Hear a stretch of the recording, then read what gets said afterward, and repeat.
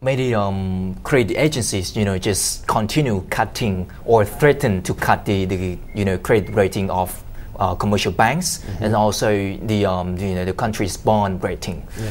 Do you agree with them? Like, the acting of cutting the rating recently?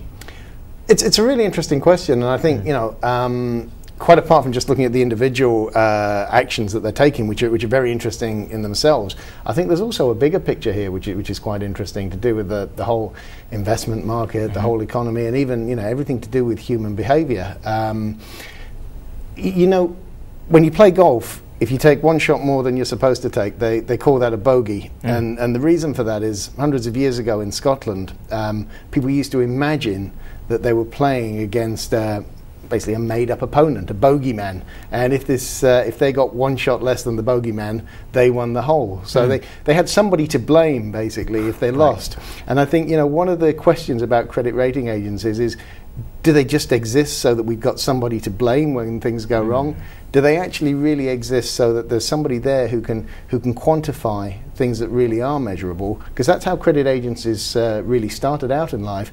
At that stage, they were working for investors. So investors used to ask credit agencies to assess individual securities, and the agencies would come back with reports saying, yes, it appears the credit is good, it appears their business model is good, but they were paid by investors to do that work.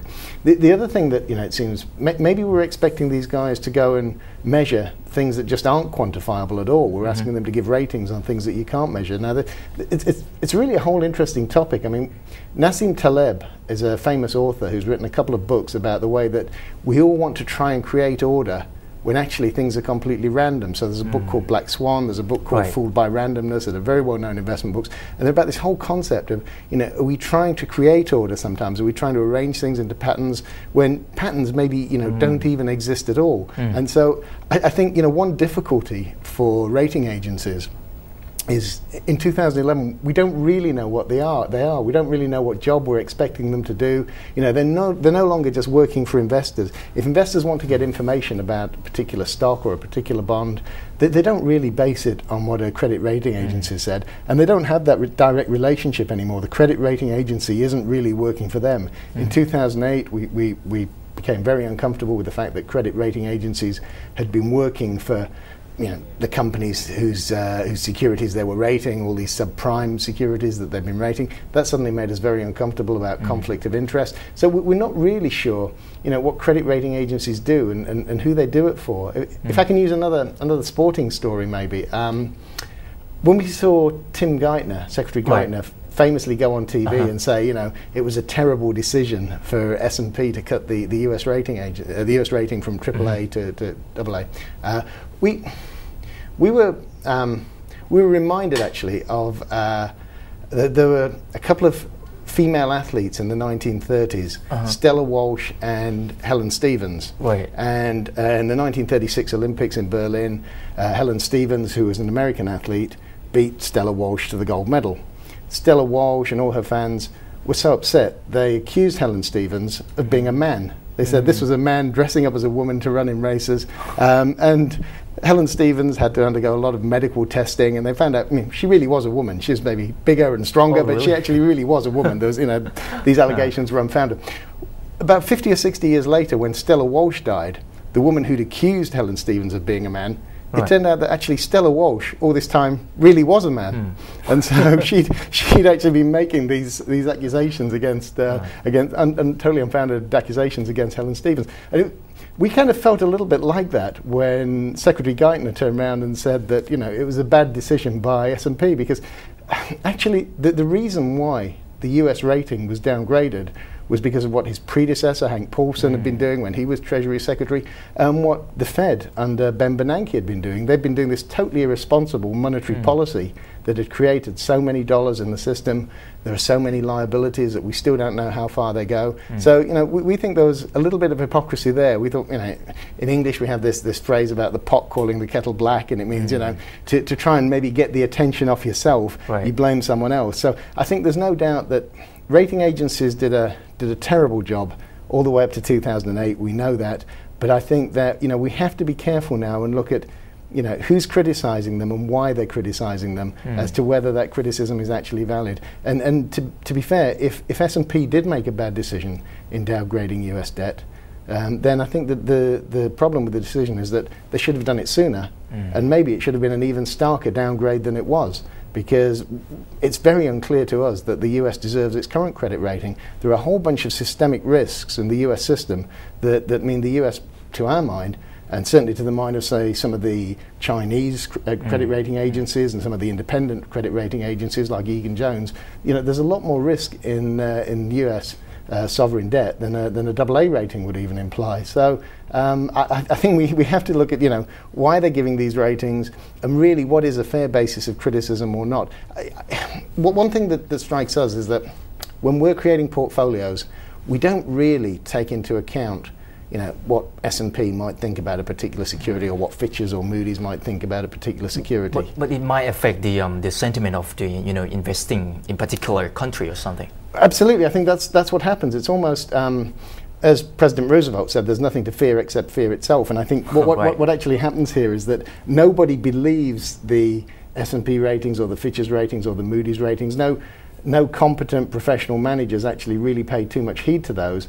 But what happens is when they get downgraded, they worry that other people are going to pay attention to those, and then it actually becomes a self-fulfilling prophecy that you better sell because everybody else is going to start selling, even though maybe you don't agree with what the S&P rating might be. There's another problem, I think, which is again why we need to understand what we're expecting of agencies, what we expect them to do.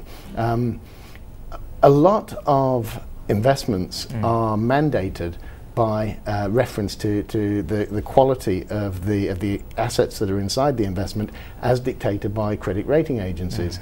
Now, I guess in a sense that makes it easy to understand, if you're buying a AAA rated bond fund, all the securities in there are AAA rated. Right. But the problem is that there's an incentive, I suppose, for some investment managers to go and start using poorer quality assets, because if there are some AAA assets that the market prices at a certain level, it says, yes, they really are AAA. But there are other AAA assets that the market is saying, actually, we're not so sure about this. We think it might get downgraded. We don't really trust the credit. That would be available at a lower price or at a higher yield. Right. So in that case, there's actually a real incentive for some fund managers maybe to go and try and get a better yield, a better return by buying the worst possible quality debt that they can find within a stipulated rating category. And that's really what happened in Europe. That when the Eurozone was formed and we started to get a kind of common rating across the entire Eurozone, well, Greece and Germany kind of fitted into the same investment pot at that stage. And the markets knew that Greece and Germany weren't the same thing, even if they believed that Germany was going to backstop Greece. And so maybe there was a 100, 150 basis point spread initially on Greek debt over German debt, which narrowed because everybody wanted to buy the Greek stuff, because it was, on paper, it was exactly the same risk, but it was paying a much higher yield. And so there's actually a danger that these things create malinvestment by bunching things in together and by applying inappropriate ratings. Could you say that the role of the credit agencies would be one of the causes of the problem that we are seeing right now?